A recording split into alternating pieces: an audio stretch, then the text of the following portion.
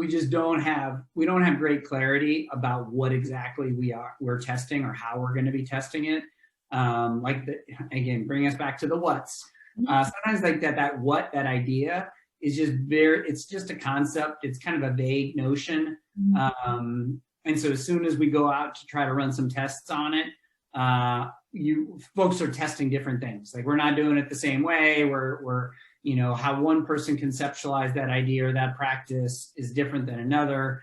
And obviously then we, time goes by, we get back and we compare notes and we share data and we're like, this is meaningless because we each tested it in different ways, in different contexts, and not even with a similar, like here was this common thing, this practice, this protocol, this tool. And I feel like that happens a lot, right? It's just that sometimes it's just because folks are so busy. We don't often get into the details and really like the nitty gritty of an idea or a concept, and like also in detail plan out like we're gonna test it this way for how long with who. And so I just think like the more specific you can be in that test, the better. And so I think that's important. I think one of the ways that I've used that challenge as a bit of a learning opportunity is it's a perfect thing to try right out of the gate and then have folks come back and realize, we didn't learn anything because we weren't specific enough, right? Then that group's not going to repeat that same mistake. But it really is important to have a very detailed plan, kind of like an operational definition of the innovation or the practice in a way so that you feel confident that we're each going out bringing data back on the same thing.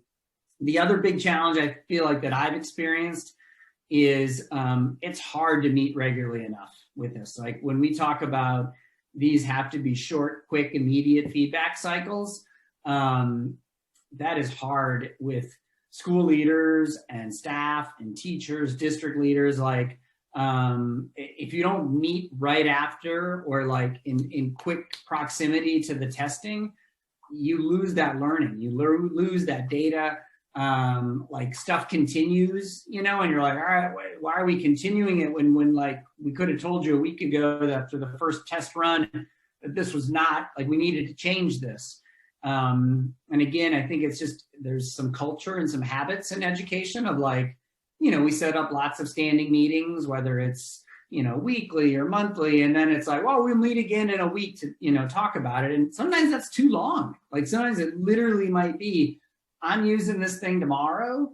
Like, could we check in at the end of the day, right? And that it can be super, super short and quick, right? Like these little huddles or check-ins. I think there's a little bit of an advantage now with the virtual nature of things. And like let's just get together real quickly online, huddle up, share what we did and what data we collected, versus like waiting for our next monthly standing meeting to review. It's just that meeting cadence sometimes is not to the frequency and regularity that you need when you're running like a whole series of improvement cycles.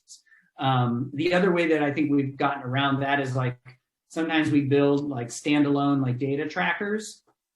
So again, either Google Sheets or spreadsheets that people can dump their information into at least immediately after a test, even if we're not able to meet immediately face-to-face. If they can at least dump their information or enter it in, somebody like the project leads, we have access to it, we can monitor it. And then at least when we then do reconvene, the data is there and captured versus, who knows where it's gone after, 2-3 weeks since that test was run. So.